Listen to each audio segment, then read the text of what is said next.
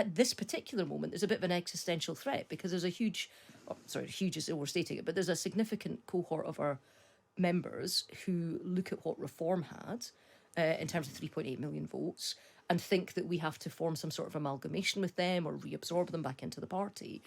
And there is, there's going to be a tussle. And I think a lot of this, the discussion in this contest will be about, are we chasing the 150 seats we lost to Labour and the 60 seats we lost to Lib Dems, or are we chasing the 5 seats we lost to Reform? But you're making the argument that in the first instance you need to be chasing the Reform because that's where your members are heading. I mean, I think anyone that leads the party needs to understand that you win the party, but you talk to the country, and that's a hard trick to do at the same time. Yes, it's the Davidson endorsement that rings, that signals a victory for James Cleverly.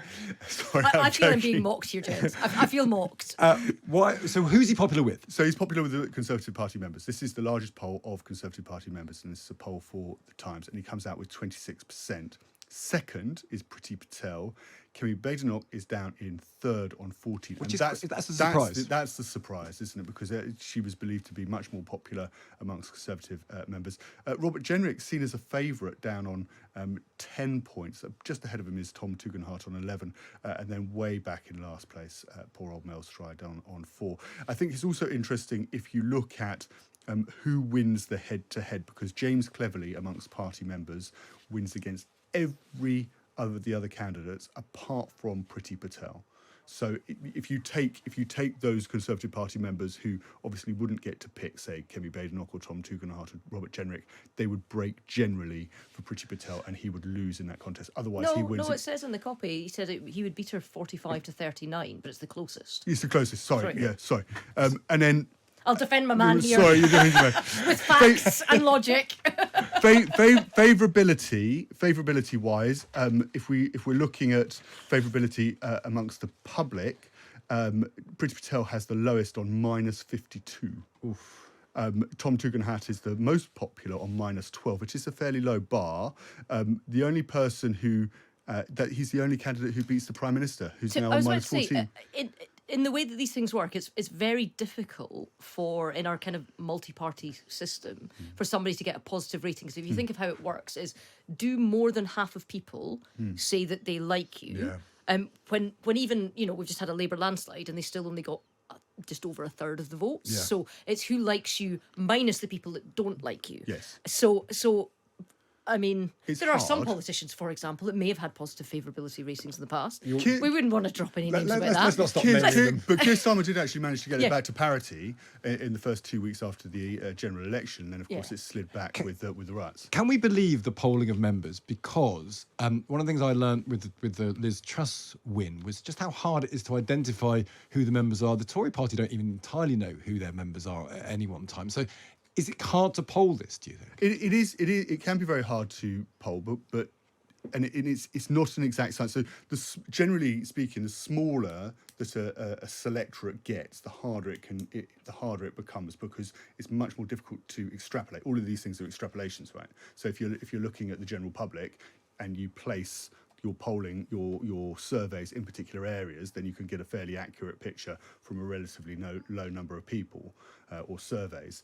But of course, when you're dealing with the membership, it's not necessarily an exact science. I mean, one thing is, though, we've had quite a lot of leadership elections. We have. Polling companies probably have people's names now. They've They've probably got better data systems than we do as a party. Are you surprised then, Ruth, that Kemi Badenoch is not... Because the argument was that the membership leans right, and therefore Kemi, not necessarily popular with her fellow MPs, but very popular with the membership, was the kind of cliche going into this. Are you surprised that she's... Well, I think the general kind of view was that a short leadership election would benefit her most, because there would be a kind of shock and awe, and that having a long one that takes us right the way into November, past the budget, etc., wouldn't favour her, because for whatever reasons.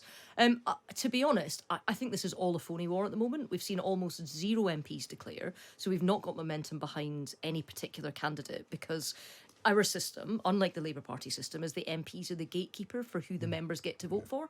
So the Labour Party have an electoral college system where sort of affiliated union members get a vote, MPs get a vote, ordinary rank and file members get a vote, and it's all sort of balanced out.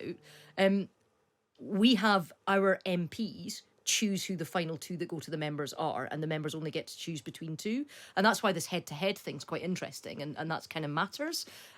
So until our MPs and what's left of them come back and start having those conversations and doing all that sort of thing, I mean, we're not going to get a sense of who's got Big Mo for a good few weeks yet. Do you think there's a slight problem in the Conservative Party are trying to pick the direction of the Conservative Party, and then at the moment this kind of comes on to the next one you've asked us to discuss, is that actually there's not necessarily going to be a conversation about who's going to be a really effective leader of the opposition and hold Keir Starmer, Rachel Reeves' feet to the fire? Yeah, so I think there's a lot of obsessing that goes on when a party suffers a big defeat, comes out of government. There's a lot of obsessing that goes on over who leads them next.